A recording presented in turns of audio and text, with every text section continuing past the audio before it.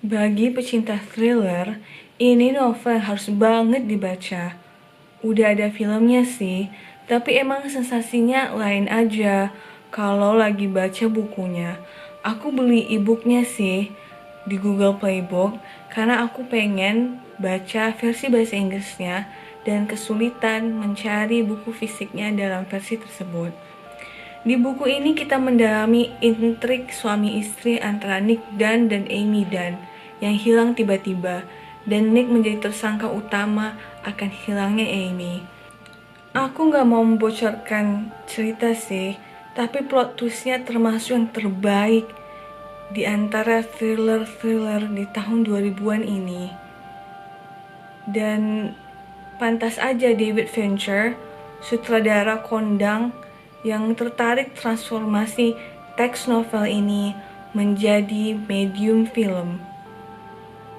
Bahkan aktornya diharuskan banyak hal intensif seperti melakukan syuting yang bisa 100 kali take untuk sempurnakan sebuah adegan agar transisinya mulus.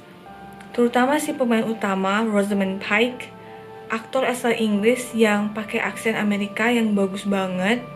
Di sini juga dituntut pola makan yoyo antara dia harus sama sekali nggak makan biar kurus di film atau makan banyak-banyak biar agak gemukan di film.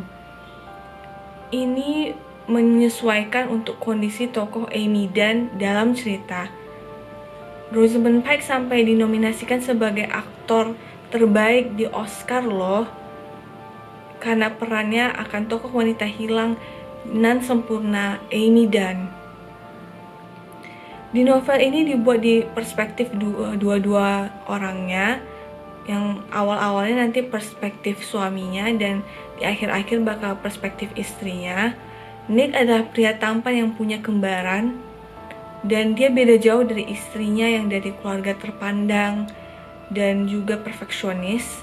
Nick orangnya santai dan karismatik, tapi susah mengekspresikan perasaannya hingga ia dengan mudahnya jadi tersangka ketika kasus istrinya hilang timbul. Karena dia selalu salah dalam bertingkah di beberapa situasi kondisi dan tidak melihat bagaimana anggapan orang saat dia bertingkah. Misalnya dia tersenyum di depan foto istrinya hilang, jadi langsung dikira pelakunya gitu.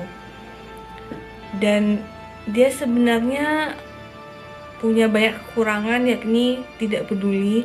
Dia tidak tahu golongan darah istrinya, dia tidak tahu teman istrinya, dan dia memang sedang selingkuh dengan mahasiswinya.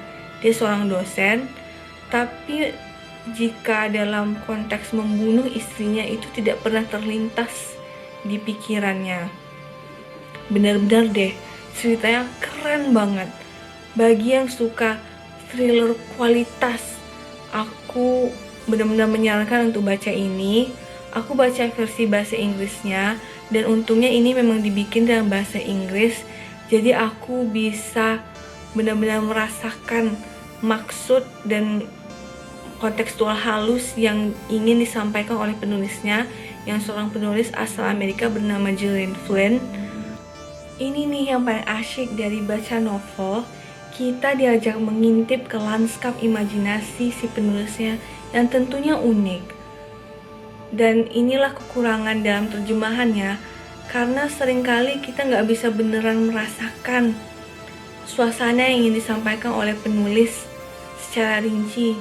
Tapi mau gimana lagi kan? Oke, sekian dari aku. Like, share, comment, subscribe. Tell me what you think. See you later.